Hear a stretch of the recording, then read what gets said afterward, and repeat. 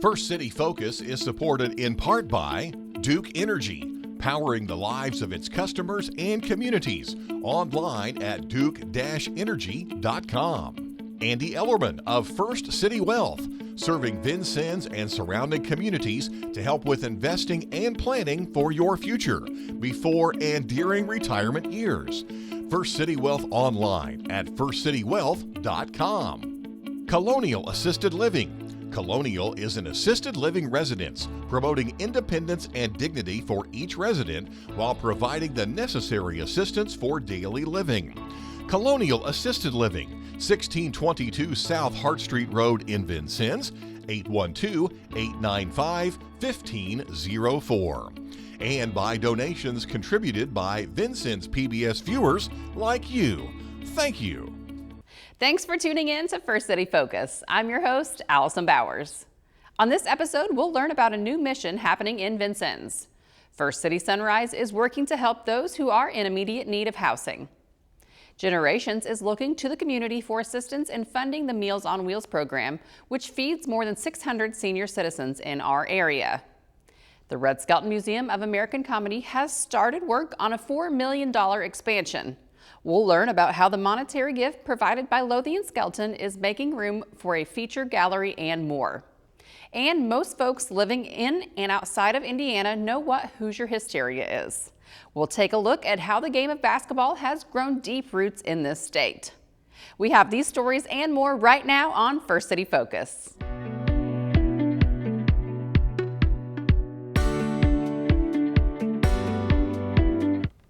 Nationwide, more people are experiencing homelessness now than ever before, and Indiana is no exception.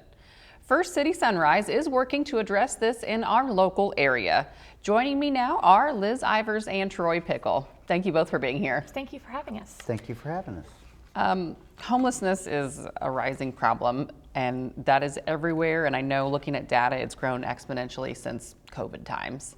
But I think what people might not fully understand is how much of a local impact it's having right now. So can you guys speak to what you're seeing? Go ahead, you're tracking those numbers.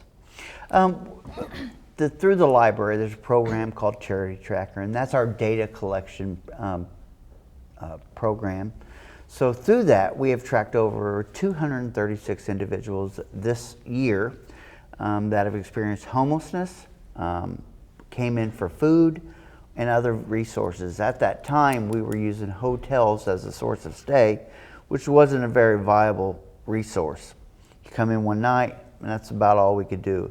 But now we're offering short-term sustainable housing.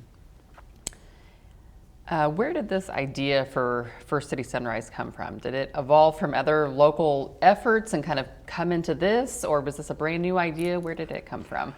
So in the beginning, we worked with the United Way and the Knox County Public Library to establish warming shelters. We worked with those other organizations in conjunction.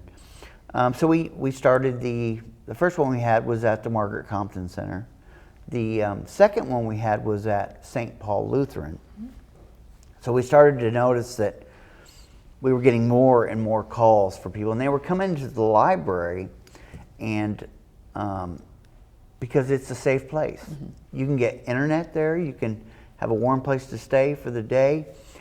So Emily Bunyan, the director, contacted me to become the community liaison for the library. In doing that, the problem continued to grow. So once you bring awareness, the people come. Mm-hmm. So we started to have a lot of expense for short-term hotel stays. So then we were blessed with an actual residence to allow people to come and stay. So Troy, you are the intake manager. Tell me, if someone is watching this and they know someone that might benefit from your services, what are the steps that they should take to contact you? The first step would be to come to the library from 6 to 8, Monday, Tuesday, Wednesday, or every other Saturday, and either come have an interview with me. We do a background check. We do we go over the rules, and there's an interview so we can diagnose needs. And then at that point, after all those things, we can start to move an individual into the program. So there is a vetting process. Very recently, I've been seeing on social media and things a lot of donation drives. Where can you tell me? Do you know of specifically where those are going to be coming up, or if somebody was looking to donate, what some of the events are that they can come donate coming up? Our next event, I know as of right now, will be Santa Pictures at the Carson Thacker Agency. That is December the 7th. And Whitney Thacker does free Santa Pictures for a donation to a charity in Vincennes. And this year, we're blessed that she chose ours. And basically, we have a needs list, and you can find that on our Facebook page or reach out to us anytime. And she has posted that, so you can donate an item and then you get your free picture with Santa. We've also been invited to the Reset Women's Christian Conference. That is January the 11th. And she's also collecting donations for us there also, and that's also hosted by Whitney Thacker. Okay. If an individual wanted to donate items, where would they take those to? The library, or is there somewhere else they can take those to? Those could be dropped off at the Knox County Public Library or the Carson Thacker Agency at 310 Main Street. Those are the two locations at this point. Okay. So if the club or organization, like you said, the Santa Pictures is looking for a charity they want to donate, a cause this season, and they want to choose First City Sunrise, how would they need to go about that? Contact the library, you guys? Contact myself or Liz. Right, and that's okay. And do you have the information on your website? We sure do. Okay. You have this house that you mentioned, and that's kind of what you're operating with right now. Are you providing services while they're there? Are you maybe haircuts or what? What's the? We actually have a lot of resources for the short amount of time we've been open. We've been blessed with a lot of resources. We are offering haircuts by Taylor's Barbershop. We're doing some case management. We're doing some peer support. We're doing laundry service. Richard Poole is doing a laundry service for us. We have so many great, wonderful volunteers that are bringing meals on a daily basis. I can't say enough about our volunteers. They're We've got some amazing wonderful volunteers. Yes. They get a warm meal. In the morning, we send them off with a small shelf-stabled breakfast. So we're offering really 2 meals a day. We're offering shower service. We're offering laundry service, even in the house. So if an individual would come in, we would offer them a shower. We would wash their clothes. So in the morning, they can start their day well. Yeah, ready to Fresh. go. That all sounds amazing. What are the plans and the hopes for City Sunrise looking forward? Well, eventually we would like to have more of a commercial setting, a larger building. Yes. With more area. The weather's going to get bad, and that's when we're going to see a lot more of our homeless. And that has proved when we've done the warming shelters in the past, when it gets really cold, they definitely want to come in where it's warm. And it's going to be hard for us to turn away because we're kind of at capacity now. And it's amazing. Our message boards, our phones, they blow up daily for there's someone else new that needs help and needs assistance, and it's hard to say no. So we're happy that we're bringing awareness to the community. We're just going to need some more room is the problem. Right, and help and donations. Yes. And We definitely we're accepting volunteers. This whole thing is ran by volunteers, and we couldn't do it without them. We've got some great ones, but we definitely could use more. Right, so go ahead. So we must stress the fact this is an overnight shelter. This isn't, we would like to see over the course of a month, we are working towards long-term sustainable housing. We are also offering some employment through KCARC, and we're in the process of working with some staffing agencies so we can provide, it's not just a come and stay kind of place, it's a come, let us be a hand up to you instead of a hand out. Yes. Exactly. Well, that's what I think that's a cause that a lot of people are going to be willing to donate their time and donations to. And I thank you both for being in here, and hopefully you can continue to grow and support more of our locals in need. So thank you so much for joining me today. Thank you for having us. For more information on First City Sunrise, just follow a link on our website. There are many older folks throughout our community who might not have to worry about housing, but they are concerned about where their next meal is going to come from. That's why Generations coordinates the local Meals on Wheels program. But as Nicole Carey explains, the cost of food continues to increase as the funding to support the program remains stagnant, all while the number of people signing up for the program is constantly growing. Hunger. Today, it's an issue that unfortunately 1 in 9 adults has to deal with on a daily basis. But when you consider the older population of those who are 60 or older and are homebound, that number can skyrocket. Locally, that's where Generations, the Area 13 Agency on Aging, comes in to serve those in need. In the last 50 years, we have been providing services funded by the Older Americans Act. And one of the services that is under the Older Americans Act is Meals on Wheels. Meals on Wheels is nationally known.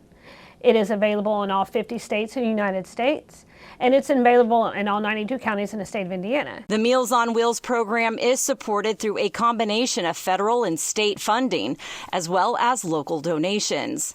Meals on Wheels through Generations serves about 400 clients every single day of the year. That's more than 106,000 meals. But the current condition of the economy is putting a strain on the program, while more people are trying to sign up each week. I mean, the money doesn't last. The money, we've stretched it about as thin as it can go. Adding the increase in coals and the increase in food cost, the increase in freight, delivery, gas prices, everything has just driven the cost of food up. And we don't have enough funding to supply everybody that needs meals. There are now around 200 people sitting on a waiting list for the meal program. But Generations is now increasing its call to the public to help alleviate this impending crisis, especially as we head into the holidays. The public can help by even the smallest of donations. It costs $8 for a meal. That's a pretty cheap meal, but that could feed a person for a day. And if we all did that, if we all donated, we could remove that waiting list. We could serve the people. We could serve people in our own community. These are your grandparents, your neighbors, your family members, your loved ones. We could all, even just $8 a day. And I think people feel like, well, that's such a big problem. My donation doesn't matter, but it would if we all chipped in. And helping out can be as simple as visiting the Generations website. Take a look and see what we do. And you will find the Make a Donation button. You can donate online. You can send a check to us directly in the mail. Either way, 100% of all the donations goes directly to food cost. None of it is administration cost. None of it is for Generations staff, employees, anything. Nothing like that. It goes 100% directly to the client that we serve. I don't see funding increasing anytime soon, of course, unfortunately. So we're just going to have to take care of our own. Just do what our community does best. We're really good about helping one another out. For First City Focus, I'm Nicole Carey.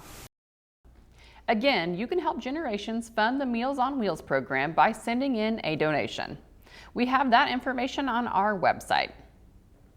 Well, construction has started on the expansion of the Red Skelton Museum of American Comedy here on the campus of Vincennes University. The new addition will house the Lothian and Red Skelton Gallery of Fine Arts. Here to give us all the details is the Executive Director, Ann Pratt. Thank you. Ann, you've been with the Red Skelton Museum now for many years. 13 years. Believe it or not, yeah. How long has this new addition been in the works? Probably in the works for 4 years. 4 years. But actually, I would say signed on the dotted line, 1.5 years or so, that Mrs. Skelton agreed to make this substantial contribution to create this homage to her late husband, Red. She was just super excited about his art career because when they married in 1973, he was off his television show and really was focusing on his art career. And so that's what she has been focusing on as well. So what exactly will be different from this fine arts gallery versus the comedy museum? Well, it's really just going to be an art gallery. And so it will be connected to the Red Skelton Museum, and it will be part of your museum experience. There won't be a different admission fee or anything. So as you're traveling through the museum, then you will enter the art gallery, and there will be so much more space. Right now in the current museum, we only have room to display about 7 paintings at a time. But in the art gallery, we'll be able to do like 60 paintings. And the really cool thing is some of the walls in the middle are movable. They're called pylons. And when those move out of the way, it will be an event space that can seat up to 200 people. So it'll be really nice for the museum, for programming. We're really excited about that, to do expanded art programming and comedy programming. We'll be able to bring in temporary exhibits, host stand-up comedians, dinner theater, all kinds of things within that space on our property. So it's awesome. Right, that's what I was going to say. Inside the gallery, you said, I think I've read before somewhere, Lothian, he had so many paintings. He does. Are they being donated from her personal collection right. for this gallery? She's just had them in storage, a lot of them, honestly. And we have, of course, we probably have 200 now at the museum. And we probably have another 200 or 300 in storage waiting for these new facilities. And that's one of the benefits of the new facility is the expanded archive space, because our archives are just packed into their space right now. And this will enable us to have an archive space dedicated to his artwork and then an archive space dedicated to his comedy career. So it'll be really a great opportunity. What's the expected completion date for the expansion? They're saying a year. So it's just breaking ground now. So we're looking at next November to have our grand opening ribbon cutting. And so it seems like a long time in some ways, but then I'm like, blink and here it is. So right. Well, like I said, I have been seeing the progress here on campus, and it seems like it's moving fairly quickly. Right. And one thing I'm excited about, and they have a live feed camera up on the thing. And so that's on the university website right now, but we are going to put that link also on our Red Skelton Museum website. So people far and near who are curious about how things are coming can just click on the link and check it out. So hopefully by the end of the week, we'll have that link live on our website. It's so neat. So you said about traveling art exhibits. Is that something that you hope to have coming in pretty frequently?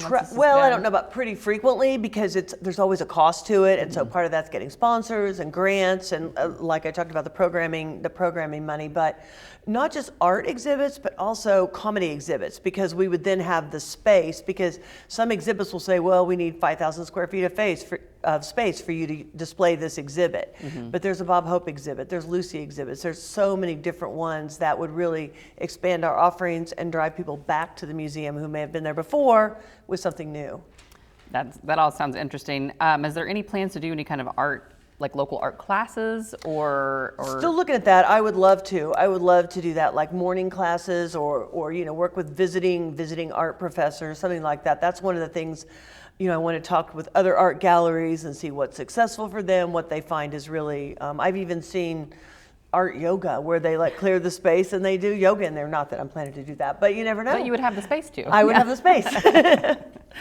Do you have any events coming up at Red or? We do. One of our big fundraiser for us is our Christmas concert, and this year it's a Bob Seger tribute with the Seger system, and that's going to be on Thursday, December 12th at the Red, and tickets are available online now. You can go to our website again, redskeltonmuseum.org, to find the tickets to the Seger tribute concert. Okay, yeah, that'll get everybody in the Christmas spirit. And speaking of the Christmas spirit, I know you're kind of involved also with the First City Chris Kindle Market. That's right, a lady of many hats, I guess. But no, I've always loved Christmas, and really wanted to inject some more Christmas spirit into our little small town. Of course, if you're a Hallmark Christmas movie fan, which I am, then you're like, oh, we've got to have a festival and we've got to have this.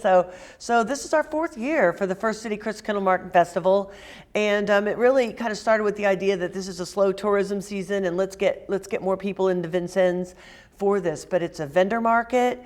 and there's stage entertainment. It also revolves around the time of the lighted Christmas parade, but this all takes place the first weekend in December. And we've really kind of locked down on the first weekend so people can depend on it every year. The Chris Kendall Market will be on the first weekend in December. It's also Grouseland's Christmas is that Friday, the lighted Christmas parade, the Chris Kendall Market opens, we've got food, as I said, entertainment, and then on Saturday, a part of that is the Frosty Mug Pub Crawl. So that's another thing that you'll be able to register for. Lots of things going on this year at Christmas, Right. so really excited. Where is that happening? It's at Patrick Henry Square, which is basically at First and Main. There's the grass area right there at First and Main, across from those little shops, and it'll be right there, set up all around that square. Does it cost to enter and attend? Doesn't cost to enter anything like that. It'd just be if you buy food or buy something from the vendor market. Frosty Mug Pub Crawl does have a $10 charge. So will you have, you said stage performers, will you post a schedule beforehand of we what hope time? so. I'm still trying to get more groups. So if you see this show and you're like, oh my gosh, I would love to perform, and we're also looking for roving Victorian carolers. We're having these beautiful costumes that will be available, and so we're looking for carolers to go around and get that moving. Yeah, that would be really fun. So what do you hope to bring, what are the plans for Chris Kendall Market in the future for just cities? really to continue to expand our offerings to include more activities for kids, more games, more fun stuff, just to get the town involved, and really to hone in on our vendors and what's unique about the vendors and where is it something that maybe you can't get anywhere else. Right. Well, and like you said, if they know when it is, it's like, okay, you can come do some of your Christmas shopping and you can rely on knowing that. And right. Hopefully it brings people in. That's kind of a unique festival that not a lot of places have, especially around here. So hopefully that'll be right, with the kind of outdoor market and kind of gonna makes grow it every different. year. Right.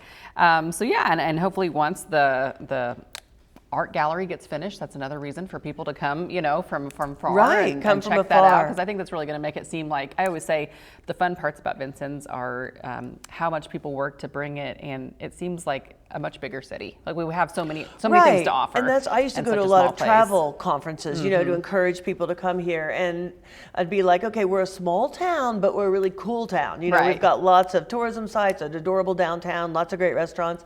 And I do think that we're really a hidden gem. And I hope that more and more people get the opportunity to check out Vincennes. Yes, me too. Well, thank you, Anne, for joining me today. Thank you.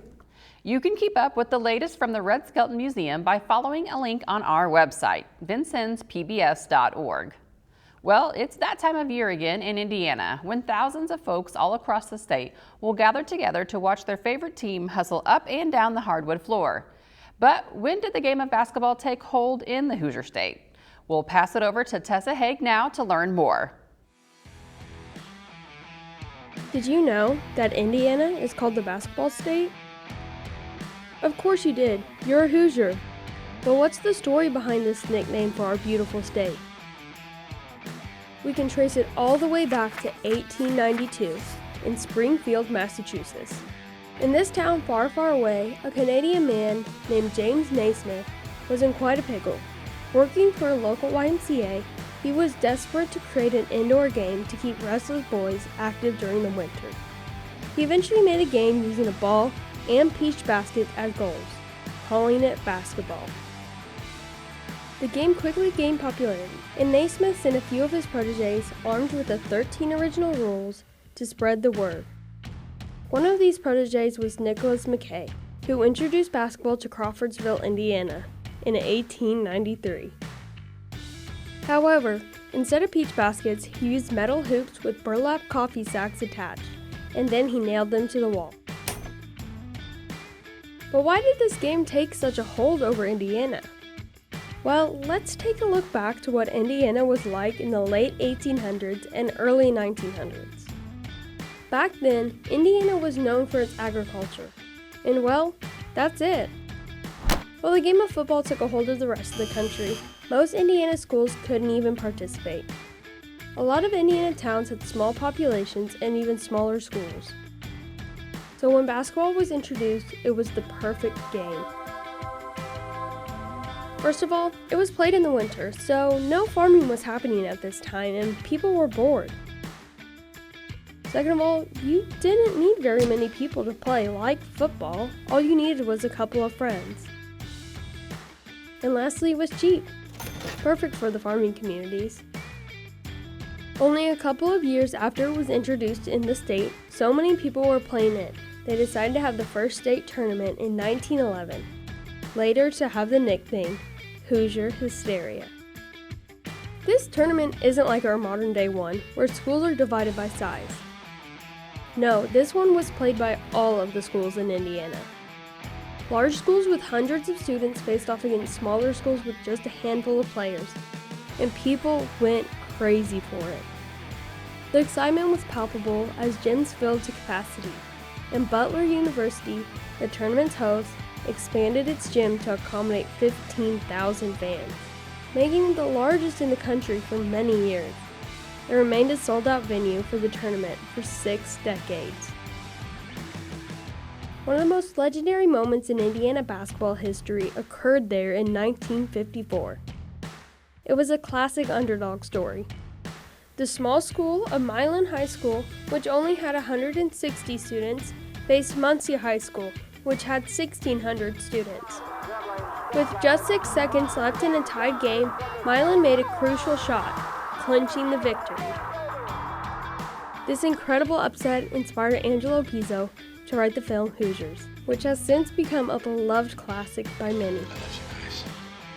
As time went on, basketball only grew in prominence. Indiana has produced some of the best collegiate teams and all-star players, including the legendary Larry Bird. For Hoosiers, there's truly no time like basketball season. Whether it's high school rivalry or a college game, you can always expect packed gymnasiums filled with passionate fans. As the saying goes, in 49 states, it's just basketball. With First City Focus, I'm Tessa Hay. Hoosier Hysteria is definitely ramping up again for this basketball season, no matter who you are cheering for. And now for our final focus. Many communities across the country take the time to honor those who have served our country, especially around Veterans Day. And that was definitely the case in Washington, as the city hosted its annual Veterans Day Parade. Let's take a look.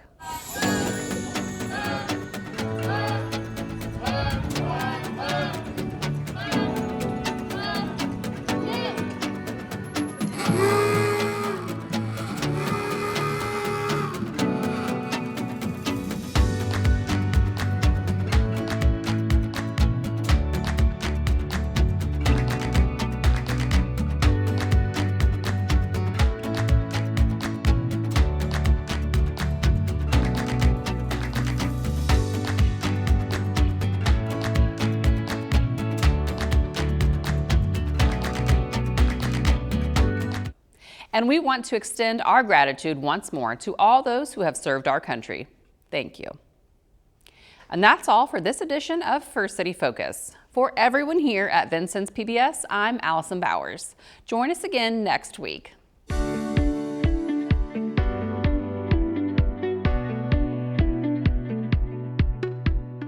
First City Focus is supported in part by Duke Energy, powering the lives of its customers and communities, online at duke-energy.com. Andy Ellerman of First City Wealth, serving Vincennes and surrounding communities to help with investing and planning for your future, before and during retirement years.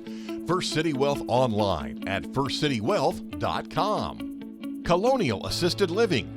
Colonial is an assisted living residence, promoting independence and dignity for each resident while providing the necessary assistance for daily living. Colonial Assisted Living, 1622 South Hart Street Road in Vincennes, 812-895-1504. And by donations contributed by Vincennes PBS viewers like you. Thank you.